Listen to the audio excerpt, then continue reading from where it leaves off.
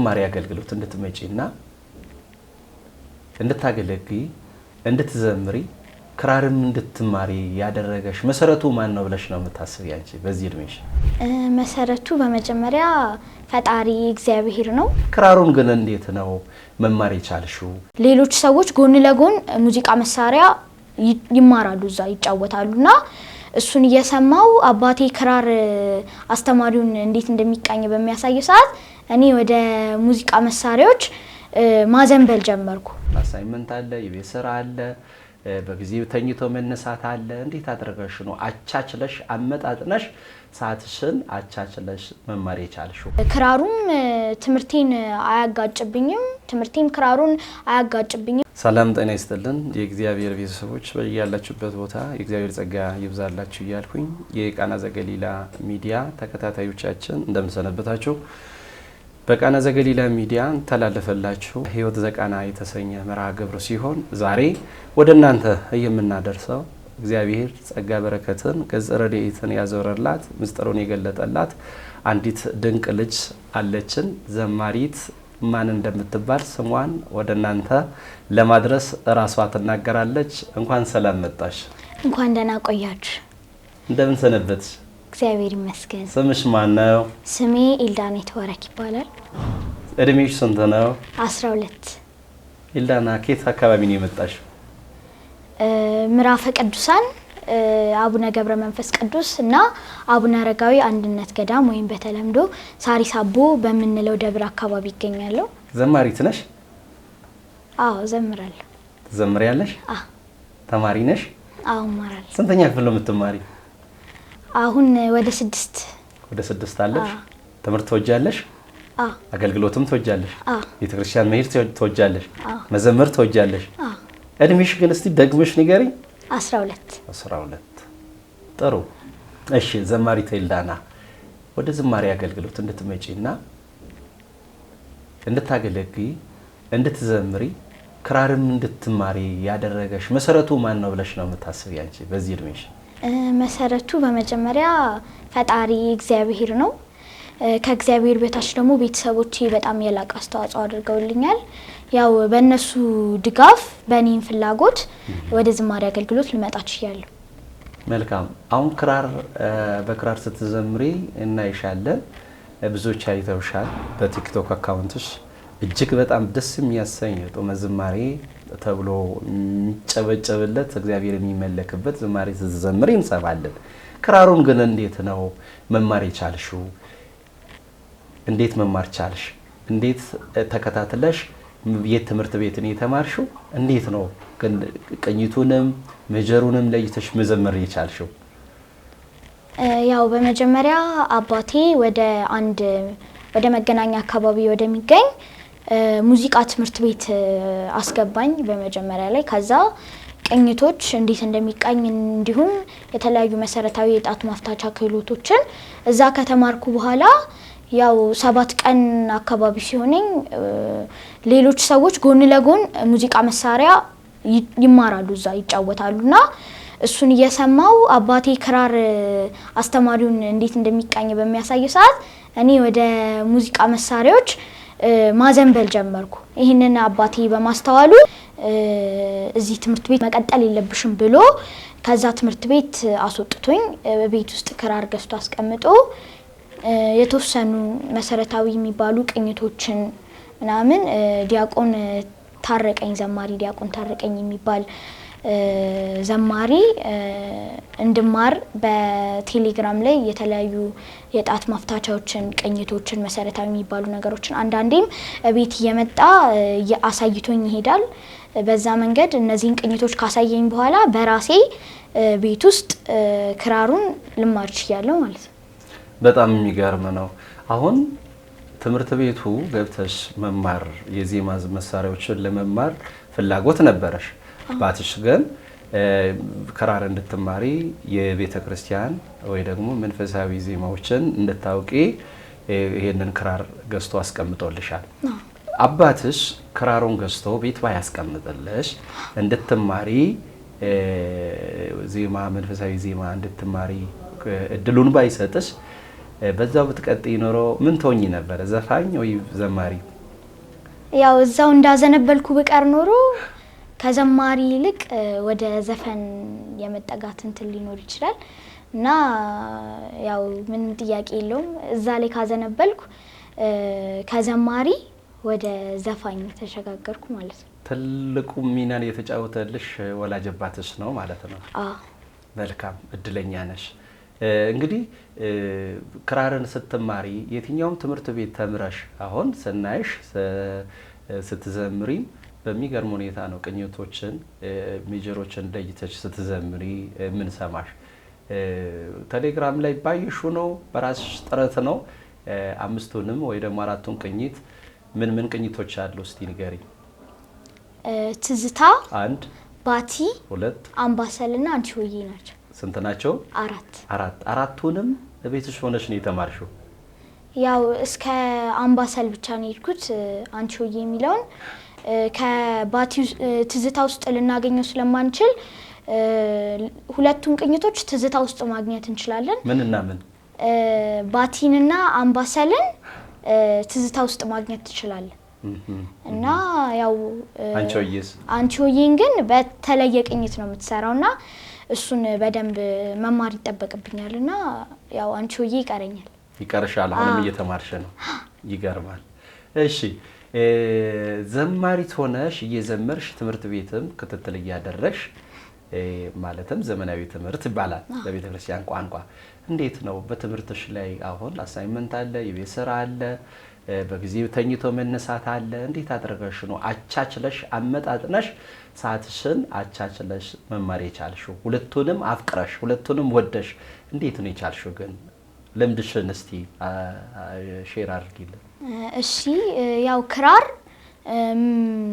ዓለማዊ ትምህርቴን እንዳይገጭብኝ ወይም እንዳይሻማብኝ ጊዜን አድርጌ ስለምጠቀም ያው ክራሩም ትምህርቴን አያጋጭብኝም፣ ትምህርቴም ክራሩን አያጋጭብኝም። ምክንያቱም ከመጣ በኋላ ከትምህርት ቤት ያው ሁለቱንም በተሰጠኝ ሰዓት በተሰጠኝ ጊዜ ምንም አይነት ማቆም ወይም ሰዓትን በአግባቡ ያለመጠቀም ነገር ሊኖር ስለሚችል እኔ ይሄንን ነገር ቀርፌ በቤቴ ውስጥ ክራሬን እንዲሁም ትምህርቴን ማስኬድ ችያለሁ። ያ ሁለቱንም ለማስኬድ ደግሞ የጊዜ አጠቃቀም በጣም ወሳኝ ነገር ነው። ሁለቱንም ማስኬድ የሚቻለው ያው ሰዎች ጊዜ አጠቃቀማቸውን በደንብ ሲያስተካክሉ መሆን አለበት። እኔ ክራሬንም የዓለማዊ ትምህርቴንም ማብቃቃት የቻልኩት በጊዜ አጠቃቀም ምክንያት ነው። የሚገርም ነው። ሁለቱንም የትምህርት ቤቱም ሰንፈሽ አታቂ ደስ ልሻል። እቤት ውስጥ ስራ ትሰሪያለሽ? ማሚን ትረጃታለሽ? እንዴት ነው እስቲ? አዎ በትርፍ ሰዓቴ ያው ክራሬንና ዓለማዊ ትምህርቴን ከጨረስኩ በኋላ ያው የሰዓት ልዩነት ሊኖር ይችላል። በዛ ልዩነት መካከል እኔ እናቴን ወይም ቤተሰቦቼን አጠቃላይ በስራ አግዛለሁ ማለት ነው። አሁን 12 ዓመትሽ ነው። ምን አይነት ስራ መስራት ትችያለሽ ቤት ውስጥ? ሳህን ማጠብ፣ ቤት ማጽዳት፣ አልጋ ማንጠፍ። ወጥ መስራት አልጀመርሽም? ያው እሞክራለሁ ግን እንጀራ መጋገር አልጀመርሽም? አልጀመርኩም። አዎ ለወደፊቱ ግን ለመጀመር ትሞክሪያለሽ ማለት ነው አይደል? አዎ ይመስለኛል። እንግዲህ ስራ ያለ ሃይማኖት፣ ሃይማኖት ያለ ስራ የሞተች ናት የተሰኘው የእግዚአብሔርን ቃል በውስጥሽ ታትሞ ከቤተሰቦችሽ ተምረሽ ይመስለኛል ሁሉንም ስራ በሰዓትሽ ሳይጋጭብሽ ሰዓትሽን ሳይጋጭብሽ እየሰራሽ ያለሽው። በሚገርም ሁኔታ አሁን ትምህርት ቤቱም ርቆሽ ቤተክርስቲያኑም ርቆሽ አገልግሎቱም ርቆሽ ሁለቱንም እንደቀድሞ እያደግሽ ስትመጪ አሁን 12 13 14 እያደግሽ ስትመጪ ነገሮቹ ትምህርትም ቢከብድሽ አሁን ትምህርት እየከበደ ነው። አሁን ወደ 6 አይደለሽ 7 8 9 እንትን ስትይ እየከበደ ነው የሚመጣ። ምን እንዴት አደረገሽ ነው ወደ ኋላ ሳትመለሽ ወደፊት የምትገፊበት አገልግሎትሽን እንዴት አደረገሽ ነው ብለሽ እንዴት ነው እስቲ ያቀድሽው እቅድ አለ? ያው አዎ ቅድም እንደተናገርኩት የጊዜ አጠቃቀም ነው ወሳኙ ነገር። እነዚህ ነገሮች በእኩል ለማስኬድ ያው ሁለቱም ክራሩም ዓለማዊውም እንደኔ ከባድ ስራዎች ናቸውና በጣም ትኩረት የሚፈልጉ ነገሮች ናቸው። ስለዚህ ያው ከትምህርት ቤት እንደመጣው ሰዓቴን አብቃቅቼ ለክራሩም ለዓለማዊ ትምህርቱም ለአገልግሎቱም ሰዓት አብቃቅቼ ለመስራት ነው የወደፊት እቅዴ። ያው አሁንም እያደረኩት ያለው ነገር ነው። ስንት ሰዓት ነው የምትተኚ ማታ? ማታ ወይ 3 ሰዓት ምናምን ተኛለሁ። ስንት ሰዓት ትነሻለሽ? ያው አንዳንድ ጊዜ ከትምህርት ውጪ ሲሆን ወደ 1 ሰዓት ምናምን እነሳለሁ። ስትተኚ ጸሎት ታደርጊያለሽ? ያው በሰላም ያልከኝ አምላኬ ሆይ በሰላም አሳድረኝ ብዬ የመተኛት ለማድረግ። ስትነሺስ ምን ብለሽ ነው የምታመልኩት? ስነሳ ደግሞ አምላኬ ሆይ በሰላም እንዳሳደርከኝ በሰላም አውለኝ ብዬ አነሳለሁ። መልካም። እንግዲህ የቃና ዘገሊላ ሚዲያ ተከታታዮቻችን እንደምታዩት በአንድም በሌላም እግዚአብሔር ከህፃናት አንደበት መልካምን ነገር ምስጋናን ያፈልቃል ብሎ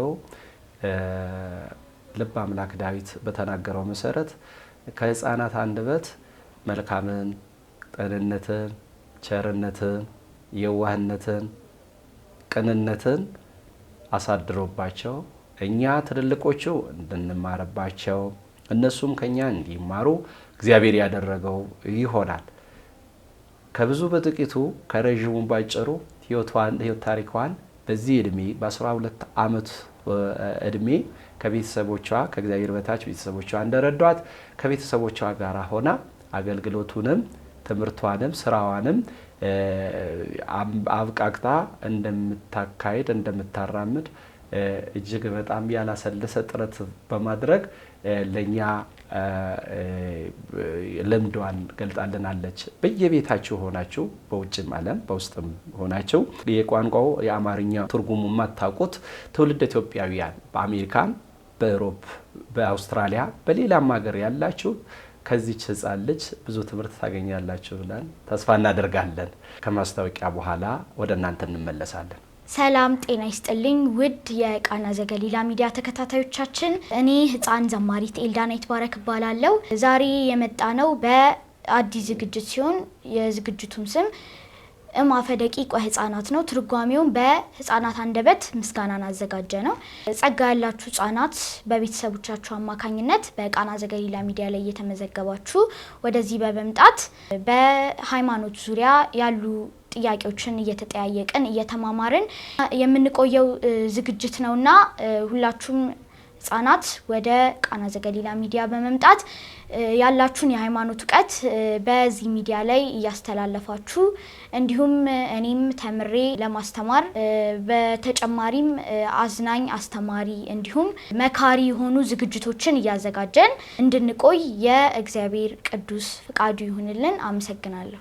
መልካም። እንግዲህ ሁሉንም አውቀሽ ተረርተሽ በየጥቂቱ ለማደግ ከእግዚአብሔር ቤት ሳትርቂ ለእግዚአብሔርም ለራስሽም ለቤተሰቦችሽም መልካም ነገር ፈሪሃ እግዚአብሔር በውስጥሽ አድሮ ለመኖር እቅድ እያደረግሽ ነው። 12 ዓመት ማለት በጣም ትንሽ ልጅ ነሽ። አሁን ካለንበት ዘመን አንፃር ትውልዱ ምን ያህል ወደ ቤተ እግዚአብሔር ቀርቦ ዕውቀትን አግኝቶ ሌሎችን ለማሳወቅ በግብረ ገብነት ለማደግ ራሱን ምን ያህል ለማዘጋጀት ተዘጋጅቶ ለመጥቀም እንደተነሳሳ ይታወቃልና አንቺ የቤተ ክርስቲያንን ዕውቀት አባቶቻችን ያስተማሩንን አባቶቻችን የመከሩንን ቤተሰቦቻችን ያስተማሩንን እስቲ በምን አይነት ሁኔታ ትጀምሪያለሽ? ትምህርት ሃይማኖት ያስፈልጋል። ዓለማዊ ትምህርት ብቻ አይደለም። የትኛውም ሳይንስና ቢዮሎጂ፣ ኬሚስትሪ የምንላቸው ከመጽሐፍ ቅዱስ ውጪ የወጣ የለም። ሁሉም ዕውቀቶች የእግዚአብሔር ቃላቶች ናቸው። ደግሞ መሰረታዊው መጽሐፍ ቅዱስ ነው። ስለ ምስጢራት ከብዙ በጥቂቱ አጠር አድርገሽ ትመልሽልኛለሽ? 5ቱን አዕማደ ምስጢራትን ታውቂያቸዋለሽ?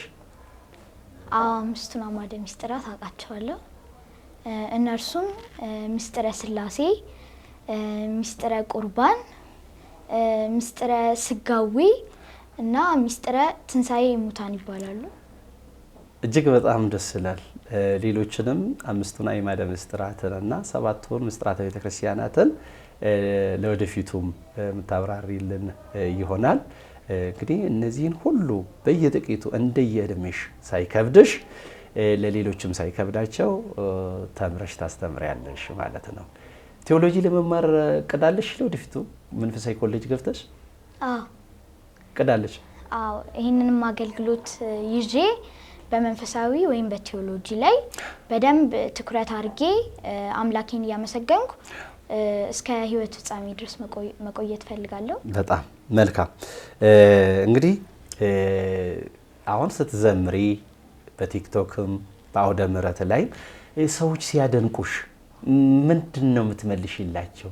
ሲያጨበጭቡልሽ ጎበዝ የኛ ልጅ ጎበዝ፣ እደጊ ተመንደጊ፣ አዋቂ ነሽ፣ በጣም ድምጽሽ ያምራል ብለው ቢጠይቁሽ ምንድነው የምትመልሺው? ያው መጀመሪያ አድናቆት ሁለት አይነት ጎን ሊኖረው ይችላል ወይም ውጤት ሊኖረው ይችላል። አንደኛው ጥሩ ጎን ነው፣ አንደኛው ደግሞ መጥፎ ጎን ሊሆን ይችላል። መጀመሪያ እስቲ ጥሩ ጎኑን እንመልከት። ወደ ጥሩ ጎኑ ስንመጣ አድናቆት ሰዎች አድናቆት በሚቸሩን ሰዓት እኛን ውስጣችን ለተሻለ ስራ ይነሳሳል። የተሻለ ስራ ሰርቶ ሰውን ለማስደሰት ውስጣችን ይነሳሳል። ይሄ ጥሩ ጎኑ ነው። መጥፎ ጎኑ ደግሞ መኩራራት፣ አጉል መታበይ፣ ከዛ በኋላ ደግሞ ከንቱ ውዳሴ ሊኖር ይችላል። እነዚህ ነገሮች ከዝማሬ አገልግሎት ወይም በተለያዩ ስራዎች ዙሪያ ለመውደቅ ወይም ከዛ ስራ ለመስተጓጎል በጣም ለመውደቅ ቅርብ የሆኑ ነገሮች ናቸው። ምክንያቱም ይሄን መኩራራት እና መታበይ ሲኖር ሰዎች ይሄንን ስራ እችላለሁ፣ ሰዎች አድንቀውኛል፣ ስለዚህ ይሄን ስራ ብሰራውም ባልሰራውም ለኔ ምንም ጥቅም ሊያስገኝልኝ አይችልም በሚል ነገር ስራውን ከማስተጓጎል ብሎም ስራውን እንዲተውት የሚያደርግ እንዲተውት ወይም ሊያስተጓጉላቸው እስከሚደርስ ድረስ የሚያመጣ ችግር ሊኖረው ይችላልና እኔ ደግሞ የሚሰማኝ ሰዎች አድናቆት ሲቸሩኝ ወይም በሚያደንቁኝ ሰዓት ለተሻለ ስራ እነሳሳለሁ። ሰዎችን የሚያጽናና ሰዎችን የሚያስተምር የሚመክር ስራዎችን እንድሰራ ውስጤ ይነሳሳል ማለት ነው። መልካም። ውዳሴ ከንቱ ማለት ግን ምን ማለት ነው? ያው ውዳሴ ከንቱ ማለት ሰዎች በሚያወድሱን ወይም አድናቆት በሚሰጡን ሰዓት ከንቱ የሆነ በቃ እኛ ላይ ምንም ነገር ሊጨምር የማይችል ይሄ በመጥፎ ጎኑ ነው። እኛ ላይ ጥሩ ነገር ሊጨምር ይችላል በመነሳሳቱ ዙሪያ ማለት ነው። ከንቱ ውዳሴ ሲሆን ግን በቃ ለምንም የማይጠቅም አድናቆት ማለት ነው። እኛን ለምንም ስራ የማያነሳሳ ብሎም ሊያስተጓጉል ወይም ሊጥል የሚችል ነገር ከንቱ ውዳሴ ይባላል። ከንቱ ውዳሴ ይባላል። በጣም ይገርማል። ስለዚህ ሰዎች ሲያጨበጭቡብንም ከአገልግሎት ወደ ኋላ ማለት የለብንም ነው። ሲያጨበጭቡልን አድናቆት ነው። ያንን አድናቆቱን ወደፊት መሄድ ነው። ሲያጨበጭቡብን ደግሞ ነቀፌታ የሚባል ነገር ስላለ እንደው የዘመርሽ አንቺ ምንም አታውቂም ዘመር አትችይም ተብለሽ በሆነ ነገር ብትነቀፊስ ምንድነው ያንቺ አስተዋጽኦ የምታደርጊው በህይወትሽ ለአገልግሎትሽ ምንድነው የምታደርጊው? እንዴት ነው ማለፍ የምትችይው? ያው እኔ ሰው አድናቆት በሚቸረኝ ሰዓት ያው ለመጥፎ ነገርም ሊሆን ይችላል ለመውደቅ ሊሆን ይችላል። እኔ ግን ያንን አድናቆት ለራሴ ወስጄ ማስበው መጥፎም ይሁን ጥሩ እኔ ሰዎች አድናቆት በሚቸሩኝ ሰዓት እኔ የሚሰማኝ ለጥሩ ነገር መነሳሳት ብቻ ነው። ያው እነዚህ የኔን ስሜት የሚጎዱ ወይም ከክራር ስራ ወይም ከአገልግሎት እንዲስተጓጎል የሚያደርጉኝን ወደ ኋላ ትቼ በቃ በክራር አገልግሎቱ ላይ ምንም ነገር ሳያግደኝ መቀጠል ፈልጋለሁ። መልካም። እሺ የቲክቶክ አካውንት ፎሎወርሶች ወይ ደግሞ ተከታታዮች እንዳሉሽ አይተናል። ስንት ፎሎወርስ አለሽ አሁን? ስንት ደርሰሽ? 63100 ነኝ ገና አሁን። 63100 ገና ነው። ያው በቂ ነው። ረገና እኛ ሁለቱም ሶስት እሺ መልካም ወደ ሚዲያ አገልግሎት መስኮቶች መጥቶ ህፃናት ትልልቆቹም ሲሆኑ መጥቶ ማገልገል ምን ጥቅም አለው? ጉዳቱስ ምንድነው? ይሄንን ነገር ወደ ማህበራዊ ሚዲያ መስኮቶች መውጣት ጉዳትም መጥፎም ነገር የሚኖረው ወይም ጥሩ ነገርም የሚኖረው እንዳጠቃቀማችን ነው የሚወስነው። ያው ሰዎች ማህበራዊ ሚዲያዎችን መልእክት ለማስተላለፍ ለጥሩ ነገር ሰዎችን ለማጽናናት ሰዎችን ለማገዝ ለመምከር ለመገሰጽ የሚጠቀሟቸው ከሆነ ይሄ ጥሩ ጎኑ ነው። ሰዎች በዚህ ነገሮች ጥሩ ነገር ሊማሩበት ይችላሉ ሊጽናኑበት ይችላሉ ሊመከሩበትም ይችላሉ የሚዲያ መስኮቶች። በሌላ ጎኑ ስንመለከተው ደግሞ ሰዎች ሚዲያዎችን ለአጉል ነገሮች ልክ እንደ መሰዳደቢያ መበሻሸቂያ እንዲሁም አልባሌ ነገሮችን ለማውራት የሚጠቀሟቸው ከሆነ ከጥቅሙ ጉዳቱ ሊያመዝን ይችላልና ሰዎች ማህበራዊ ሚዲያ ሲጠቀሙ ጥሩም መጥፎም ጎን የሚኖረው በአጠቃቀማቸው ላይ ተወስኖ ነው ማለት ነው። መልካም እንግዲህ ባንቺ እድሜ ወደ ማህበራዊ ሚዲያ መጥተው ለማገልገልም ለመገልገልም ለመማርም ለማስተማርም የሚያውቁትን ለሰዎች በመልካምነት በደግነት እግዚአብሔር በሚወደው መንገድ ለማስተላለፍ ተጠንቅቆ እንደሆነ ከቤተሰብ ጋራ ሜጀሩን አውጥተው ስኬጁሉን አውጥተው ከአባት ከእናት አንቺ አሁን 12 ዓመት ልጅ ነሽ። ስለዚህ ያችን የሚዲያ ወይም ደግሞ የቲክቶክ አካውንትሽን የሚከታተልልሽ አባትሽ አይደል? እናትሽ ማሚስ ምንድነው ሁሌ የምትመክርሽ ነገር? እዚህ ቁጭ ብለሽ አሁን ሚዲያ ላይ ቁጭ ብለሽ አሊያም ቲክቶክ ላይ ላይፍ ላይ ስትገቢ ምንድነው ምን ያህል ይጠነቀቁልሻል? እንዴትስ ይጠብቁሻል? ያው የሚጠብቁኝ እነሱ እምላቸውን ነገሮች በላይቭ ላይም ስገባ ቲክቶክም ቪዲዮ በመሰራበት ሰዓት የሚመክሩኝ በጣም ብዙ ነገሮች አሉ። ያው ለምሳሌ ያክል ክራር ስመታ በደንብ መጀመሪያ ላይ ዜማ አዳምጬ መሆን እንዳለበት ክራሩን ደግሞ ለመምታት መጀመሪያ ላይ ሜጀርሽን ፈልጊ የትኛው ድምጽ ላይ እንደተቃኘሽ በደንብ አድርገሽ ፈልገሽ ያ መዝሙር ለድምጽሽ እንዴት ይመችሻል የሚለውን ነገር አስተካክያሉ ይመክሩኛል። በዚህ ዙሪያ አባቴም እናቴም በደንብ ያግዙኛል። ያው የኔን አካውንት ግን የሚቆጣጣርልኝ የኔም የቲክቶክ አካውንት የአባቴ ስልክ ላይ ስላለ አባቴ የተለያዩ ሚላኩ መጥፎም ሆነ ጥሩ ሜሴጆችን እኔ ጥሩ ሜሴጆችን እንድመልስ ያግዘኛል። እሱ ደግሞ ሌሎች ሜሴጆችን በደንብ እየተመለከተ አግባብ ያለው መልስ እየመለሰ የኔን አካውንት ይቆጣጣርልኛል ማለት ነው። በጣም ድንቅ ነው። እንግዲህ ለልጆች ባንቺ እድሜ ላሉት እንዴት አድርገው እንዲጠቀሙ ማስተላለፍ ከቻልሽ እንዴት አድርገው መዘመርም መልእክት ማስተላለፍ አንድም ደግሞ ጥሩ የሆነ ትምህርት የሚያገኙበትን አሁን ቲክቶክ ላይ ሲከፈት ብዙ ነገሮች ይታያሉ። ለአይን የከፋ ለአፍንጫ የሚከረፋ አይነት ነገር ይታያሉ። ስለዚህ ምንድነው ባንቺ እድሜ ላሉት ከታችም ካንቺም እድሜ በታች ላሉት ምን ታስተላልፊያለሽ መልእክት? መጀመሪያ መሰረቶቹ ከእግዚአብሔር ቀጥሎ ቤተሰቦች ናቸውና ልጆችን ቤተሰቦች በደንብ ኮትኩተው ሊያሳድጉ ይገባል። ልጆችም ደግሞ ሃይማኖታቸው የሚመክሯቸውን በሁሉም ሃይማኖት ዙሪያ ያሉ ህፃናት ሃይማኖታቸው የሚመክሯቸውን ጥሩ እና መልካም ነገሮችን ያደረጉ ሃይማኖተ ጽኑ ወይም በሃይማኖታቸው የጸኑ እግዚአብሔር አምላካቸውን ፈጣሪያቸውን የሚወዱ የሚፈሩ ታላላቆቻቸውን የሚያከብሩ ለቤተሰቦቻቸው ታዛዥ እንዲሆኑ እንዲሁም በሁሉም የየራሳቸው ሃይማኖት እንዳላቸው በሃይማኖታቸው ዙሪያ ያሉ መልካም ነገሮችን እንዲሁም ትምህርት ሃይማኖትን በደንብ እንዲከታተሉ ምክሬን አስተላልፋለሁ ማለት ነው። መልካም ጥሩ። እንግዲህ አሁን እየተማርሽ ነው፣ ወደ 6ኛ ክፍል አልፈሻል።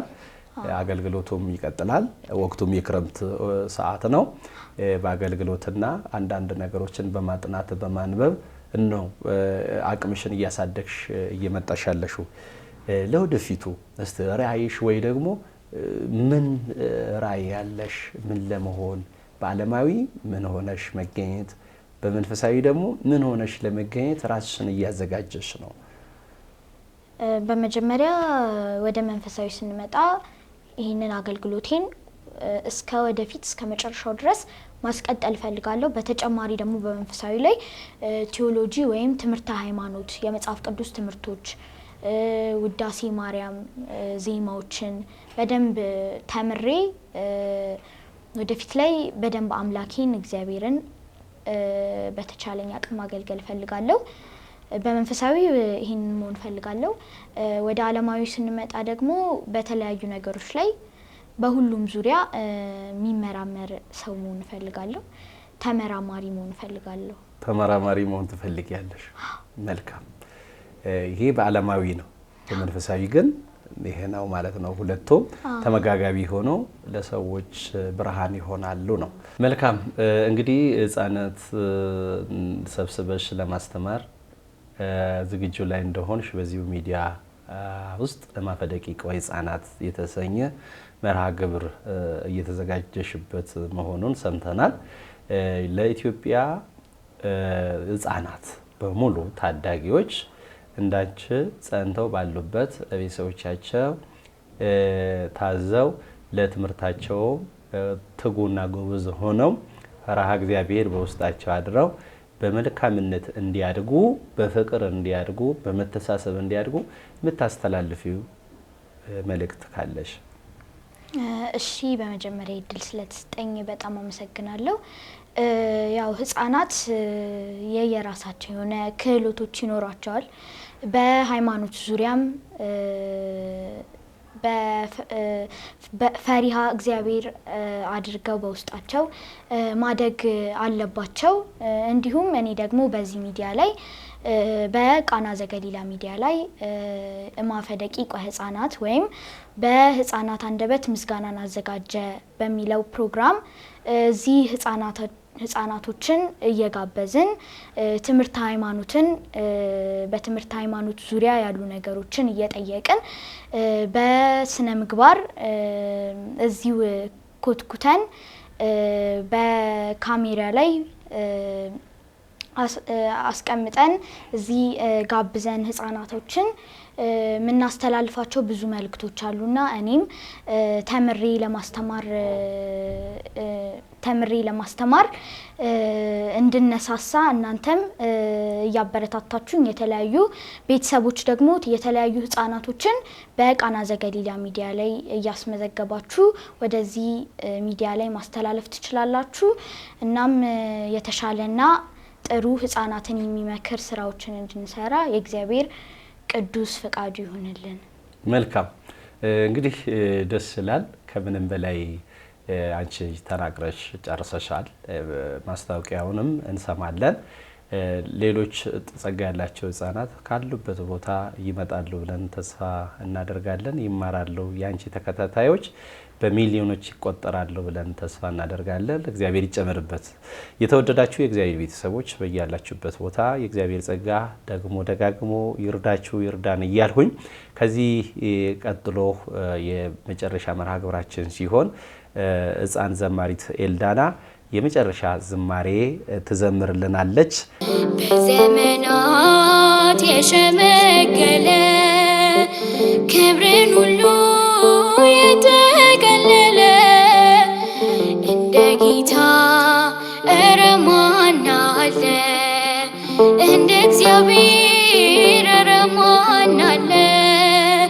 በዘመናት የሸመገለ ክብርን ሁሉ የተገለለ እንደ ጌታ ኧረ ማን አለ?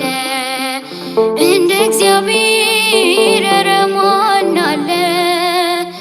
ጥሎብኛል መጎናጸፊያ ለይቶኛል ከሥጋ ጥድፊያ በሰው ሚዛን ክብርን ማይለካ እውነተኛ ጌታ ነው ለካ።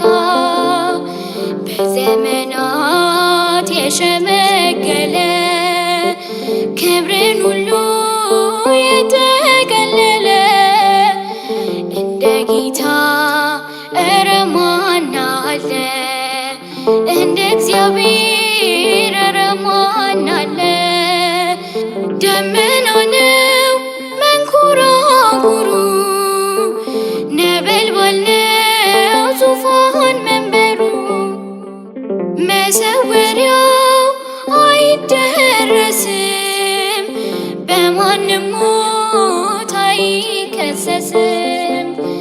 በዘመናት የሸመገለ ክብርን ሁሉ የጠቀለለ እንደ ጌታ እረ ማን አለ? እንደ እግዚአብሔር እረ ማን አለ? ቀን ዘመናት ሁሉ ሲያረጁ አዲሶቹም ዘምነው ሲጃጁ ጌታ አዲስ ነው ሁሌም ማለዳ፣ ፍቅር ያዘንባል ከልቡ ጓዳ። በዘመናት የሸመገለ ክብርን ሁሉ የጠቀለለ እንደ ጌታ እረ ማን አለ? እንደ እግዚአብሔር እረ ማን አለ? መካኒቱን በልጅ ባረከ፣ ኃይለኛውን አንበረከከ። ለምስኪኖች ስለሚራራ በኢየሱስ ልባችን ኮራ። በዘመናት የሸመገለ ክብርን ሁሉ የጠቀለለ እንደ ጌታ እረ ማን አለ? እንደ እግዚአብሔር